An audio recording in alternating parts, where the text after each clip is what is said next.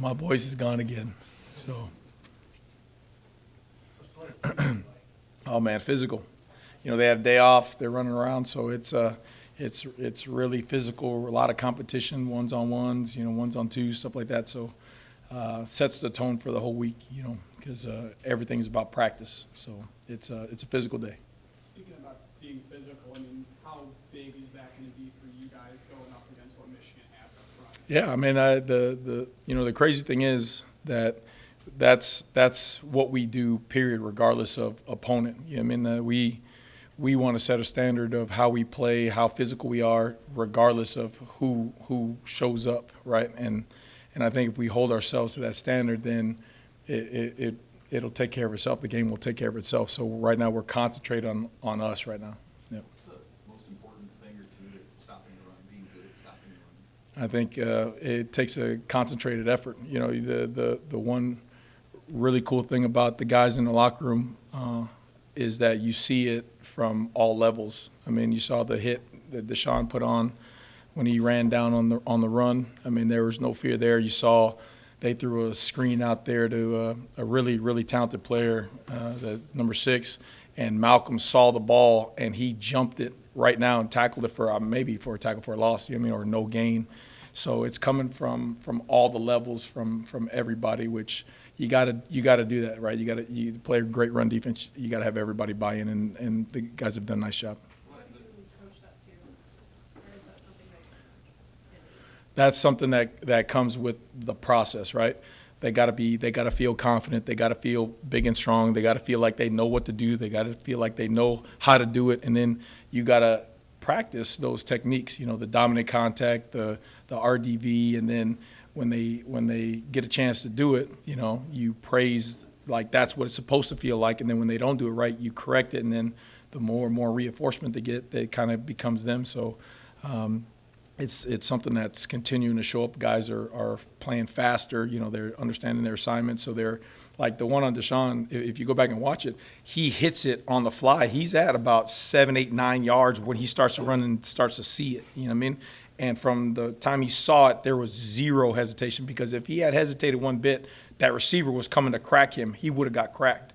But he just saw the ball and he attacked the ball and he was able to make a play. So. If I would have told you guys would be leading the nation in run defense 4 games in, would you have believed me in that? How much can you guys hang your hat on that number, just in what you're trying to build here?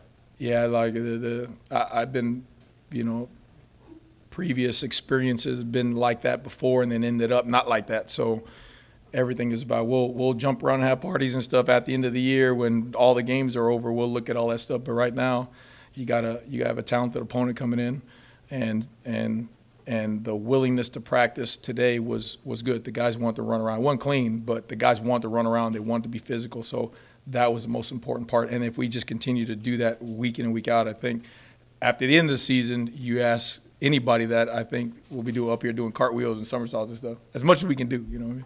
So. Deshaun, what's your evaluation of just him and Omar first year together working with that safety combination, and how that's looked so far? Yeah, they made plays, both of them. Both of them have flashed like what they can do. Both of them made plays. Both of them, they'd be the first ones to tell you that there's plays that they left out on the grass. So I think it's the constant quest to try to perfect the game. You know what I mean? Like, by no means are they satisfied. Nobody's patting them on the back right now. You know what I mean? Like, we got some really good football teams that we got to play. So. But they have done it to where they know what it feels like to make those. They know what it feels like to put themselves in positions to make really, really spectacular plays. Now, coaches got to keep on teaching things the right way, refining things the right way, making sure it's simple enough to where those guys can play like that. Just how tough does he make things? Yeah, he's a good back. Both of them, right? They're kind of on the opposite ends of the spectrum. Both of them have really good balance. Quorum, he's very patient, and he's just one of those, you could tell he knows what's happening, because he sits back there and he's waiting, and all of a sudden he starts to go someplace that you don't see a hole at first, and then you blink and then there it is, and he's shooting out of there, So he's an exceptional back, but number 7, he's a big old back that can pound it too. I was watching the Penn State game from last year, Coach said, and I mean, I think he had 160 some yards rushing on him. You know, they had 400 yards rushing last year against him. So there's some really good backs. You're a West Coast guy for much of your career. I don't know if you ever ran into Harbaugh. What's your impression of him and the offense, the way that they run it? Yeah, they're good. I mean, they're an NFL. You know, he's got an NFL approach. He's blue collar, physical, tough. I mean, you see elements in that in everything, special teams, offense, defense. You see that in the recruiting. You see that everywhere. And so, I mean, it's a program. You know, it's a winning program. Is the spectrum of things that they will do on offense broader than some of the teams will think? They present some challenges. I mean, they get into different personnels. They shift trade in motion. Their snap counts, they vary their snap counts all the time. You know, they find every advantage and they use every advantage. You know, which is again really good football to defend. We're gonna have to know what we got to do and don't let all that stuff. You know, don't let all that window dressing and stuff take us away from our keys and our eyes and let us go play fast and aggressive. You know. When you've been a part of defenses that took a step up in getting turnovers, what kind of things have you seen that have taken them over that hump and been able to do? I think it's just a confidence deal, and again, I don't know how many times in the game this last one where you're literally like a foot away from the ball being yours. You know, Omar rips the ball out there on the sideline, and he rips it out just probably a yard too far, and it goes out of bounds. Right, Phelan, he's running down there, and he just runs on the special. He just punches the ball, and the ball rolls out of there. Got some other clips where Ty Robinson is retracing on the quarterback, and the quarterback is falling down, and you see Ty going to punch the ball, and he just falls right there. Otherwise, he's going to get a good shot on the ball. So it's just the continual buildup of the faith. Like, hey, it's going to come. We got to just keep on working it, and then once it happens, I think guys, once it catches, it's like anything, right? It's like wildfire. Guys start believing, they see it, and then they start doing it more.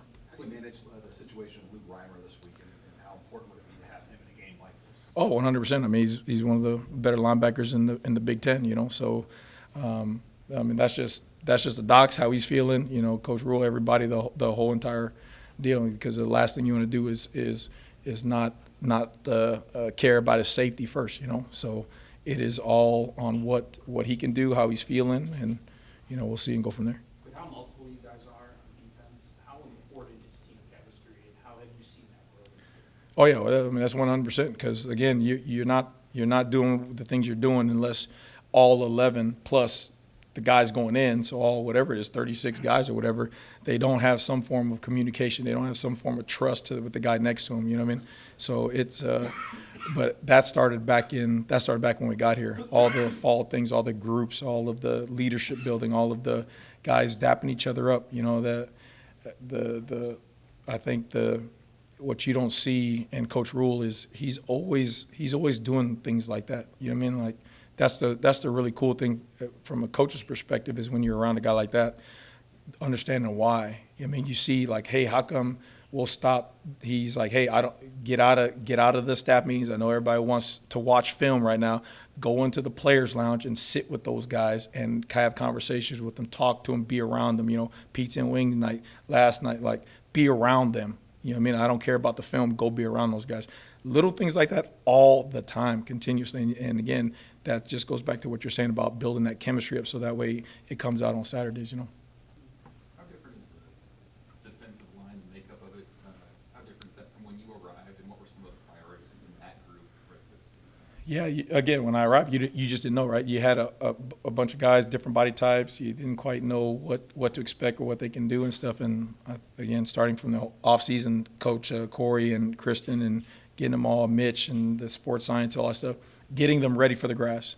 And then T. Knight getting them in. And again, Coach Rule over there, you know, he was a D-line coach too, so he's over there giving them tips on pass rush and stance and eyes and all this kind of stuff. T. Knight from his experiences in the NFL, like, I mean, all those things, like the whole community, all those things, you know, setting in. Now you got guys who, you know, some guys are bigger, powerful pass rush. Some guys are more explosive off the edge. Some guys are really good inside twisting and turning. Some guys are more stout going straight ahead, you know, and you got this whole group of guys that have different skill sets, but then when you put them all together and they're having fun creating havoc in there. So it's really cool to see those guys gel, and again, T Knight, everybody doing a nice job.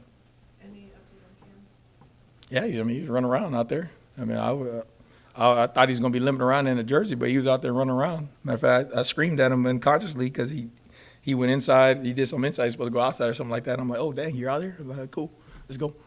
So. What have you seen from Blaze, talking about how the guy, a lot of improvement in the offseason, working from that, with those guys. He's a guy who didn't really play last year. Yep. He's one of the most effective pass rushers. Just what have you seen? Yeah, I mean, again, he's like Nash, right? He's a guy who has a lot of ability. He just did not have the opportunity or injury, whatever happened. He just didn't put it on the grass, right? So I think a little bit with him was the fact that he needed to do it. He knew he was a good football player. He knew he was big, strong, fast, right?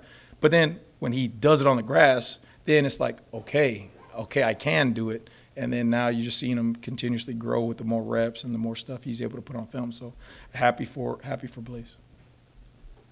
Anything else for Coach White? Thank you, everybody.